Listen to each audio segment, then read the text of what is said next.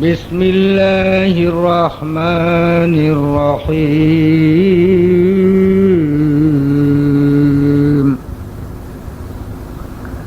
رب هب لي من الصالحين فبشرناه بغلام عليم فلما بلغ معه السعي قال يا بني إني أرى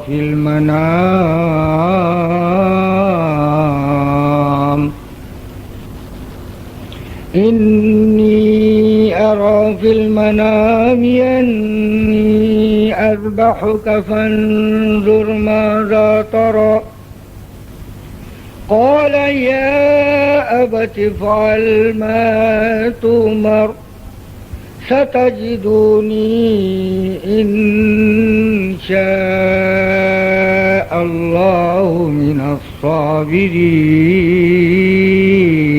الصابرين فلما أسلما وتله للجبين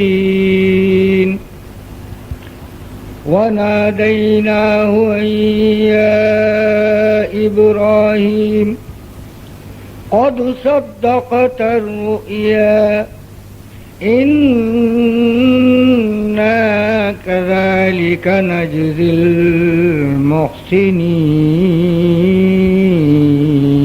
المحسنين صدق الله المولانا العظيم وصدق رسول النبي الكريم ونحن على ذلك من الشاهدين والشاکرین والحمد للہ رب العالمین۔ برادران اسلام، اللہ کا احسان ہے کہ اس نے اس مبارک اور مقدس جلسے کے لیے رحمت برسا کر ٹھنڈی کر دی۔ ہم تو بہت گھبرا رہے تھے بجواڑے کی گرمی سے، لیکن اللہ نے طمانینت بخشی، اس کا شکر و احسان ہے۔ اللہ کی طرف سے تو ساری باتیں سب اپنے وقت پر رحمت ہی رحمت رکھتی ہیں اپنے بندوں کے لیے، لیکن بندہ ہی کچھ ناشکرا ہے تھوڑا، کہ جب اس کے سامنے اچھی زندگی، اچھی بات، اچھا طرز تمدن پیش کیا جاتا ہے تو یہ مکر جاتا ہے یا اعراض کر جاتا ہے، یا اس اچھی چیز کو بگاڑ کر کے خراب چیز بنا لیتا ہے۔ وَإِذَا أَنْعَمْنَا عَلَى الْإِنسَانِ أَعْرَضَ وَنَأَىٰ بِجَانِبِهِ وَإِذَا مَسَّهُ الشَّرُّ كَانَ يَئُوسًا۔ تو آج یہ جو قربانی کا مسئلہ مسلمانوں کے لیے رکھا گیا ہے، اس کو اگر مسلمان سمجھ جاتے تو گھر گھر آپ کو نیک اور صالح نوجوان، صالح بوڑھے، صالح بچے اور صالح عورتیں ملتی، صرف اگر قربانی کو سمجھ جاتے۔ لیکن اب ہم کو اتنی فرصت کہاں ہے کہ ہم سمجھیں؟ بس یہ جان لیا کہ اللہ کا حکم ہے قربانی کرو، کر دیا،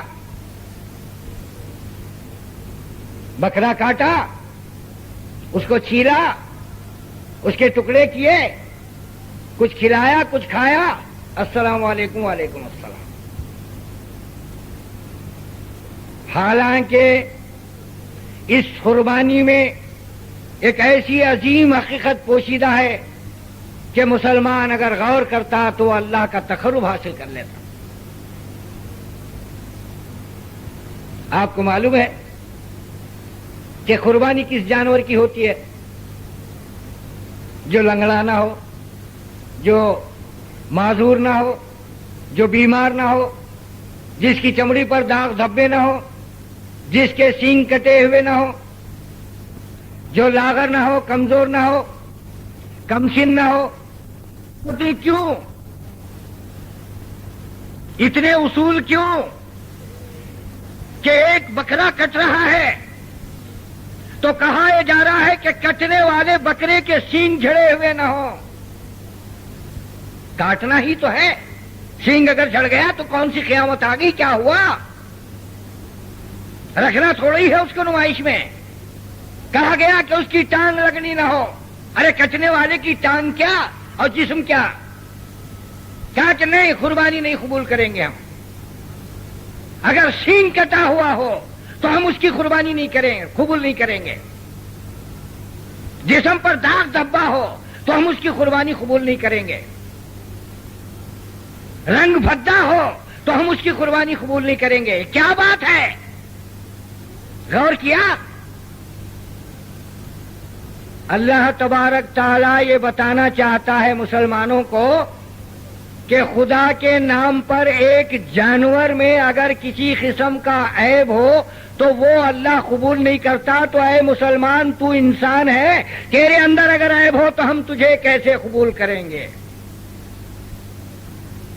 ایک جانور کو ہم قبول نہیں کرتے، اگرچہ کہ اس کی حیات کٹ کر دی جا رہی ہے، اگرچہ کہ اس کو ختم کیا جا رہا ہے، مگر اللہ کے نام سے لنگڑا لولا یا کانا یا کان کٹا یا سینگ جھڑا ہم کو قبول نہیں ہے. اللہ کے نام سے بالکل بے عیب چیز ہم قبول کرتے ہیں. تو تیرے اندر بکرے سے زیادہ عیب،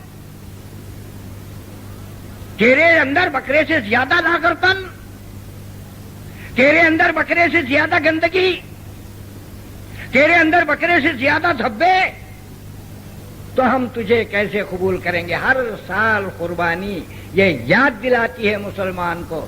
لیکن بکرا تو اچھا لایا لیکن اپنے آپ کو اچھا بنا نہیں سکا.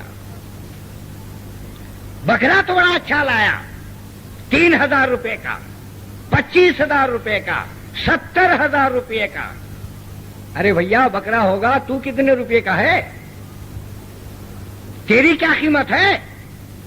ایک جانور میں عیب نہیں نکلا جب تو خریدا، لیکن جب تجھے پلٹ کر کے دیکھا گیا تو تجھ میں عیب نکلا. بول جانور بہتر ہے یا تو بہتر ہے؟ جانور قربانی کے قابل قرار دیا گیا. جانچنے والوں نے کہا اس کی قربانی جائز ہے، لیکن جب جانچنے والے نے تجھے جانچا تو سر سے پیر تک عیب نکلے. بتا تیری قربانی کیسے ہو؟ تو یہ سمجھنے والا کون ہے بھائی؟ سمجھنے والا کون ہے؟ ہم سمجھے کہ بکرے کا پاک ہونا، بکرے کا صاف ہونا ہی ضروری ہے، ہمارا پاک اور صاف ہونا ضروری نہیں ہے. ہم جیسے بھی گندے رہیں چل سکتا ہے. اللہ اللہ، جہاں جانور کا داخلہ نہیں ہے عیب کے ساتھ، وہاں انسان کا کیسے داخلہ ہوگا؟ خدا پاک، خدا کا حبیب پاک، خدا کا کلام پاک اور خدا کا بندہ ناپاک. اللہ علی، کون سمجھے اس قربانی کی حقیقت؟ میں آپ کا شکریہ ادا کرتا ہوں کہ آپ فلسفہ قربانی سننے کے لیے بھیگی رات میں تشریف لائے. اللہ آپ کو اس کا اجر دے. مگر سمجھو، اپنی اوقات کو پہچانو، اپنے مقام کو جانو، اللہ کے اس احسان کو یاد کرو کہ اس دنیا میں ہزاروں قومیں تھیں. اگر پروردگار چاہتا تو ہمیں کسی اور قوم میں بھی پیدا کر سکتا تھا، لیکن اس کا احسان ہے اپنے حبیب کائنات سرور کونین ختم المرسلین احمد مصطفیٰ محمد مصطفیٰ صلی اللہ علیہ وسلم کی امت میں پیدا کیا. اس احسان کو فراموش مت کرنا. کئی قومیں ہمارے ساتھ ہیں، اگر ہم کسی اور قوم میں پیدا ہوتے تو یہ نعمتیں کہاں نصیب ہوتی. اب یہ رہی بات کہ جب اللہ نے اپنے فضل و کرم سے ہمیں امت مسلمہ میں پیدا کیا ہے تو ہم کو یہ جاننا چاہیے، غور کرنا چاہیے کہ اس نے تو کرم کر دیا. اب ہمارا کام یہ ہے کہ ہم اس امت مسلمہ کے لائق ہو جائیں، اس کے قابل بنیں. بجائے اس کے مسلمان یہ کہتا ہے خار ہیں، بدکار ہیں، ڈوبے ہوئے ذلت میں ہے. سنا؟ سرکار کے فضل و کرم سے اس کو اسلام ملا، ایمان ملا، عمل صالحہ کی ترغیب ملی، حج و زکوٰۃ ملے، نماز و روزہ ملا، قرآن حکیم ملا. یہ ساری چیزیں ملنے کے بعد یہ کیا کہہ رہا ہے کہ اتنی سب چیزیں رہنے کے باوجود خار ہیں، بدکار ہیں، ڈوبے ہوئے ذلت میں ہیں، کچھ بھی ہیں لیکن تیرے محبوب کی امت میں ہیں، کچھ بھی ہیں چور ہیں بدماش ہیں، کچھ بھی ہیں مگر سرکار کی امت میں۔ واہ، سرکار کی امت میں ایسے لوگوں کا داخلہ ہے۔ اللہ اللہ، ہمارے گھر میں لوگ سب کے سب اچھے ہیں، ہمارے پاس بدتمیز نہیں ہے، انسان کیسی بڑائی کرتا ہے۔ ہمارے گھر میں سب کے سب تمیز والے ہیں، ایجوکیٹڈ ہیں، 9 ڈاکٹر ہیں، 6 انجینئر ہیں، ہمارے پاس بدتمیز نہیں ہے۔ جب لڑکی دیکھنے جاتے ہیں تو بڑی ڈینگے مارتا ہے۔ تیرا گھر تو بڑا کیسمار خاں کا گھر ہے، اور سرکار کی امت بدکار ہیں، خار ہیں، ڈوبے ہوئے ذلت میں۔ اللہ اللہ اللہ اللہ، سمجھے مسلمان؟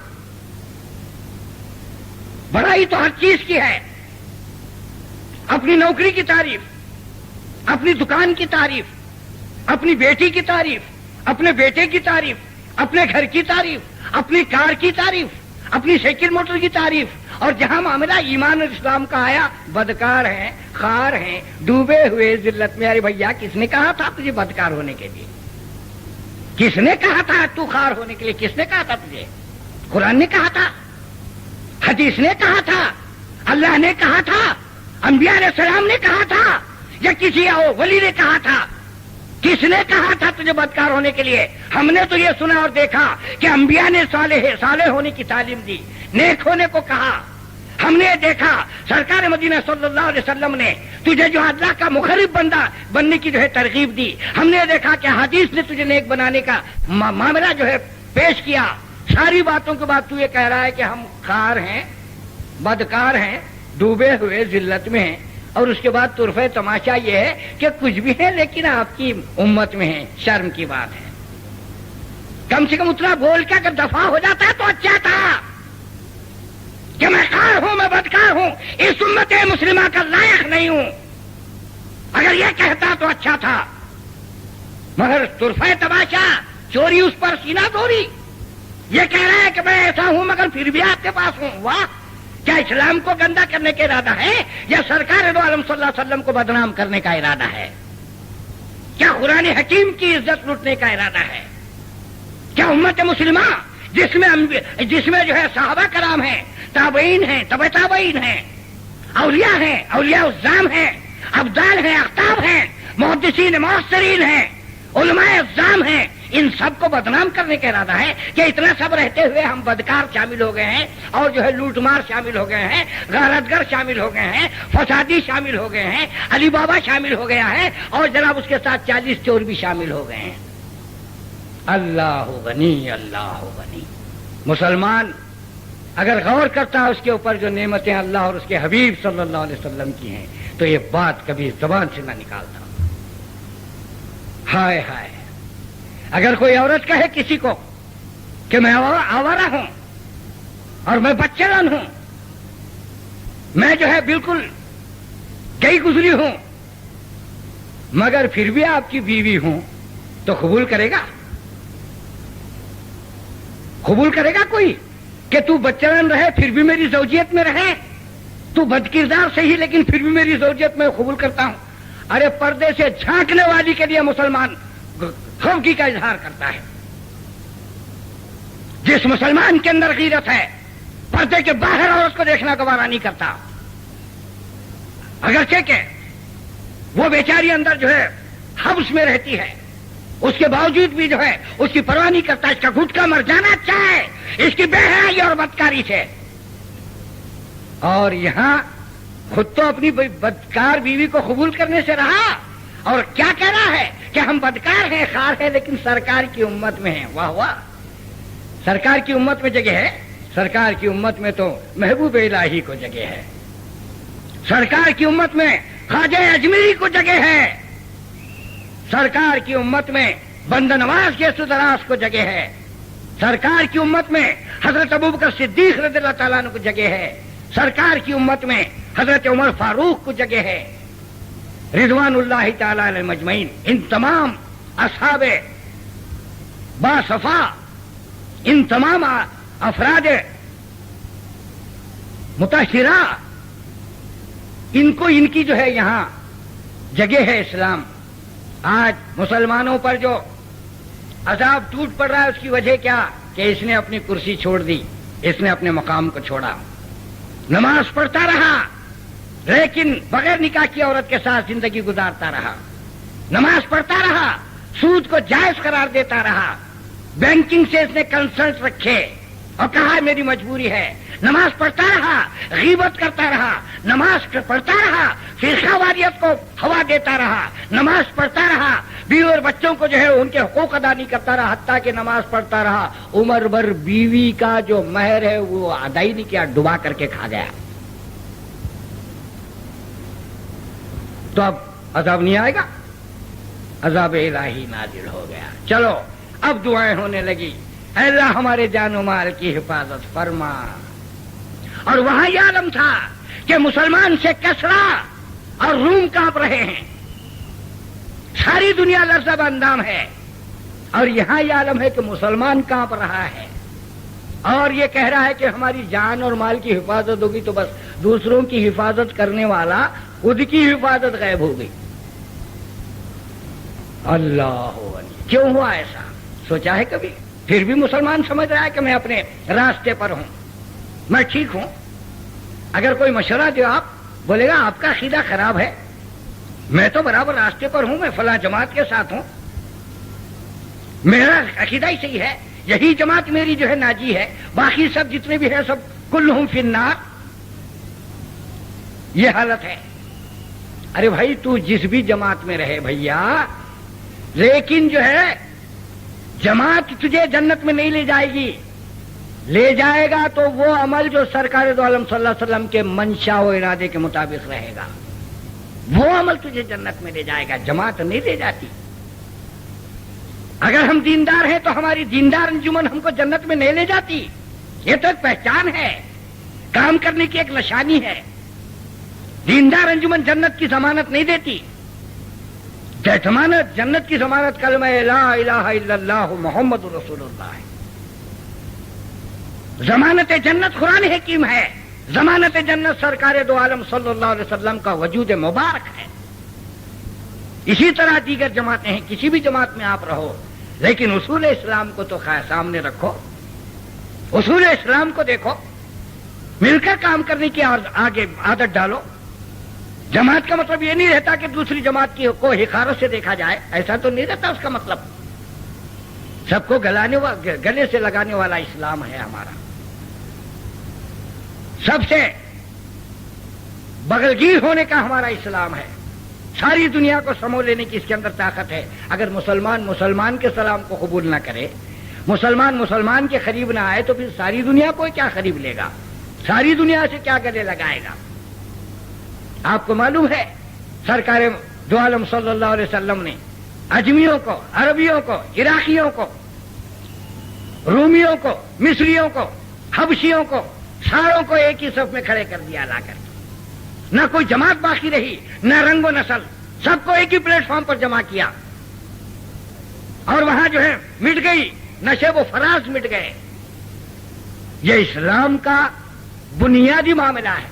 اور یہاں جو ہے سب سے اونچا کیا ہے کہ یہ جماعت اور وہ جماعت، ان کے عقیدے خراب ہیں، ان پر کفر کا فتویٰ ہے، یہ جو ہے دوزخی ہیں، اور وہ جو ہے ایسے ہیں، اور یہ جو ایسے ہیں۔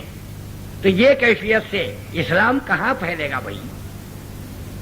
اگر غلط بھی ہے کوئی تو اس کو درست کرو، نہ قریب آ کر کے صحیح کرو۔ ایک دوسرے کے لیے سرکار دو عالم صلی اللہ علیہ وسلم نے فرمایا المومن مرۃ المومن، مومن مومن کا آئینہ ہے۔ جب میں تمہارے سامنے آ جاؤں تو ظاہر ہے میری خرابیاں آئینے میں دیکھ لوں گا، آپ میرے سامنے آ جائیں تو ظاہر ہے آپ اپنی خرابیاں مجھ میں دیکھ لیں گے۔ حضور اس لیے سرکار دو عالم صلی اللہ علیہ وسلم نے آئینہ فرمایا۔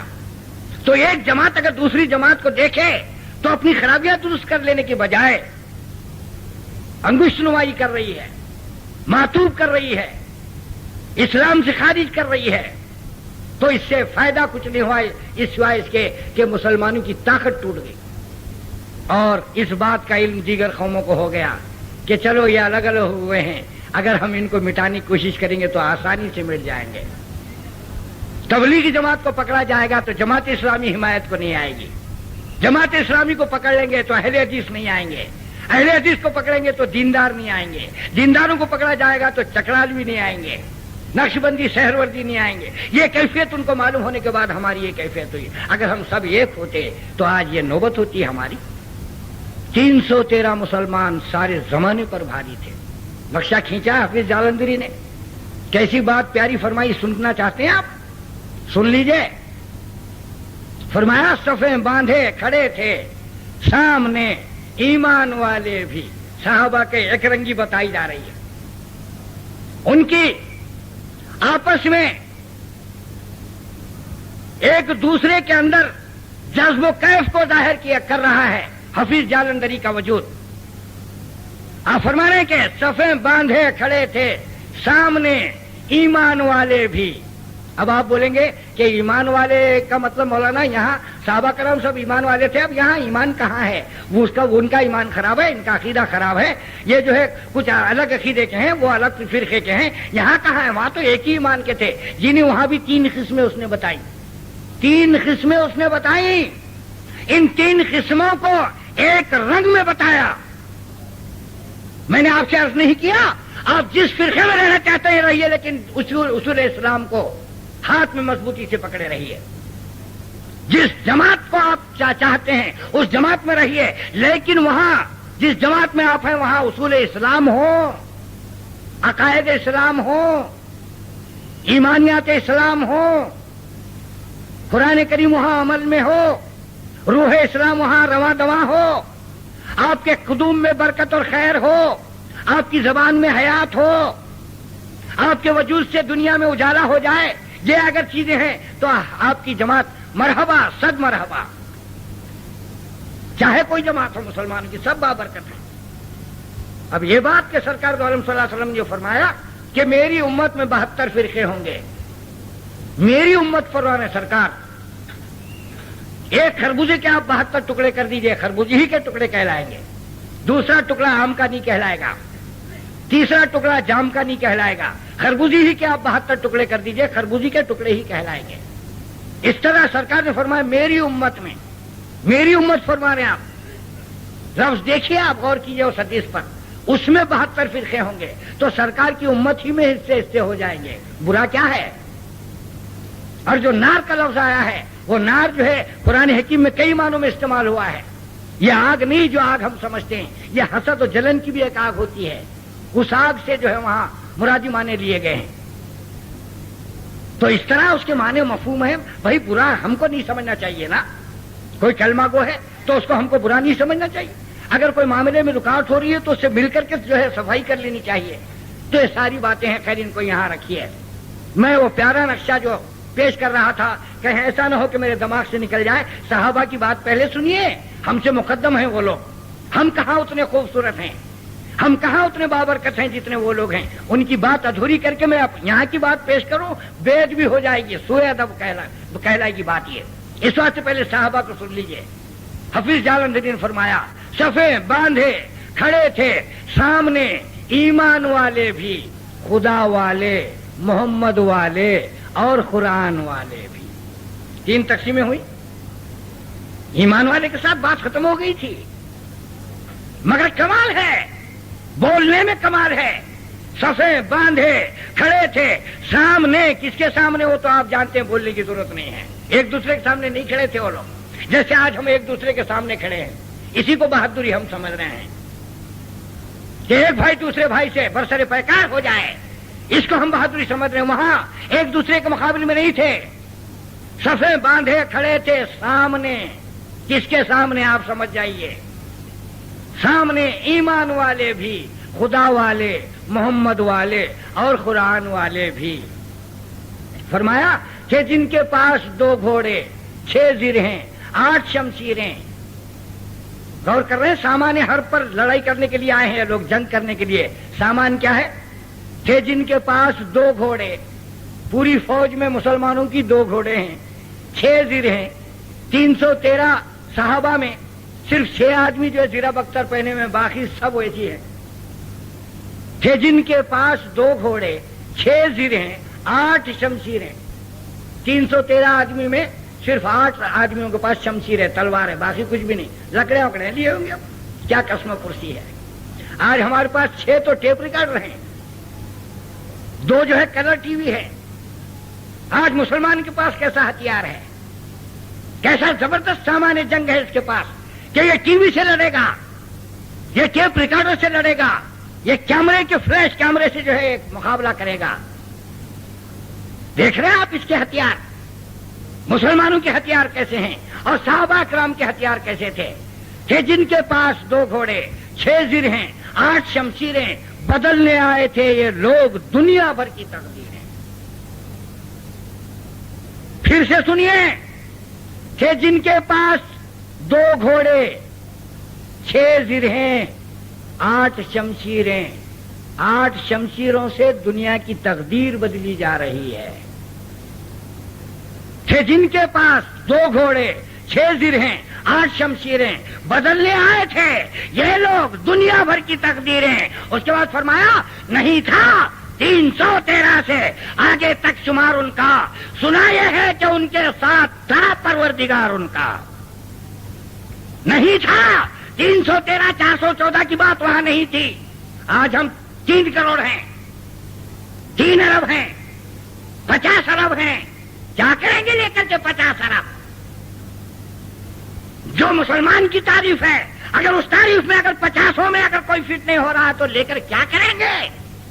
اور وہاں 313 414 تھے, وہ ایسے تھے کہ اگر قسم کھا لے, قرآن کریم فرماتا ہے اے محمد صلی اللہ علیہ وسلم ان میں تمہارے ساتھیوں میں بعض ایسے ہیں کہ اگر قسم کھا لیں تو ان کی قسموں کو اللہ تعالیٰ پورا کر دے.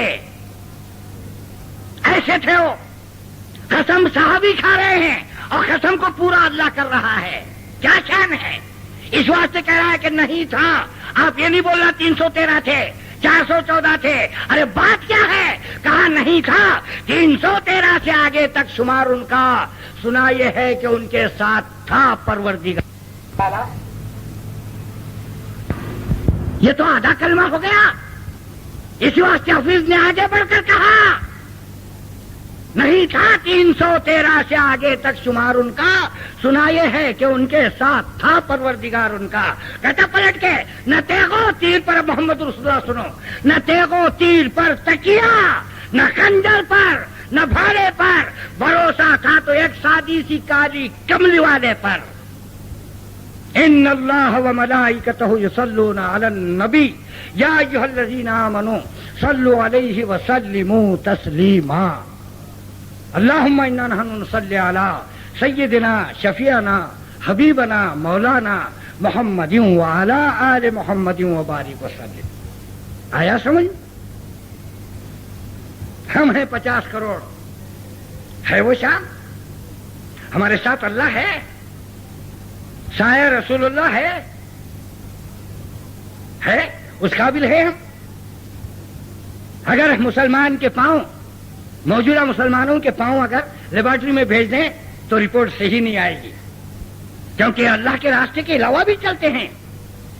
ہاتھوں کو اگر بھیجا جائے وہاں سے رپورٹ آئے گی کہ یہ حرام, اللہ حلال کے علاوہ حرام کو بھی پکڑتے ہیں. کان کو اگر بھیجا جائے تو کہیں گے کہ اللہ رسول کی باتوں کے علاوہ یہ گانے بھی سنتے ہیں. آنکھوں کی رپورٹ آئے گی کہ یہ جو ہے خدا اور رسول بھیجے کی اگر رپورٹ آئے گی تو رپورٹ ایسی آئے گی کہ اس کے سر میں اللہ رسول کے سودے اور اسلام کے سودے کے علاوہ دنیا اور مادے کا سودا اس کے اندر بنا ہوا ہے.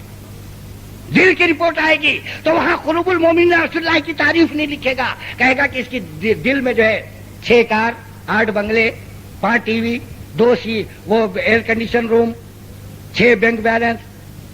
کیا ہماری سوئٹزرلینڈ میں بھی زمین ہے, ہمارے ہوٹل جو ہے بامبے میں بھی ہے, ہمارے سمدھی کے جو ہے 6 ٹرک ہیں, ہے رپورٹ ہے. جس پہ تکیا تھا وہی پتے ہوا دینے لگے. نتیجے کے طور پر سب غائب ہونے کا ٹائم آ گیا. اللہ کیسے برداشت کرے گا؟ اللہ نے تو فرمایا تھا وَكَذَلِكَ جَعَلْنَاكُمْ أُمَّةً وَسَطًا لِتَكُونُوا شُهَدَاءَ عَلَى النَّاسِ وَيَكُونَ الرَّسُولُ عَلَيْكُمْ شَهِيدًا. اے مسلمان, ہم نے تجھے سردار بنایا ہے تمام اقوام عالم پر, اور تجھ پر سردار حضرت سرور کونین تاجدار مدینہ احمد مصطفیٰ محمد مصطفیٰ صلی اللہ علیہ وسلم ہے.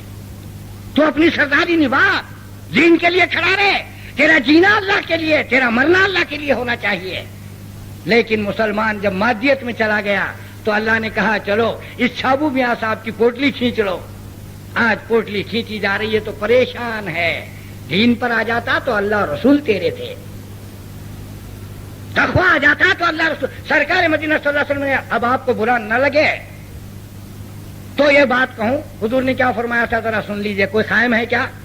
میں دلیل فراہم کر دیتا ہوں، مجھے آپ سے دشمنی نہیں ہے، آپ میرے بھائی ہیں، میں اس واسطے لڑ رہا ہوں کیس کہ میں ایک بھائی اگر برا ہوتا ہے تو دوسرے بھائی پر وہی فتویٰ لگتا ہے، سب کے سب وہی ہیں، اس واسطے میں گھبرا رہا ہوں، محض میرے لڑنے کی وجہ یہی ہے آپ سے، اسی لیے میں جرح کر رہا ہوں۔ ملاحظہ فرمائیے حضور دو عالم صلی اللہ علیہ وسلم نے کیا فرمایا تھا؟ تصویر گھروں میں رکھنا حرام ہے، فرمایا تھا۔ یہ حدیث بچے بچے کو معلوم ہے؟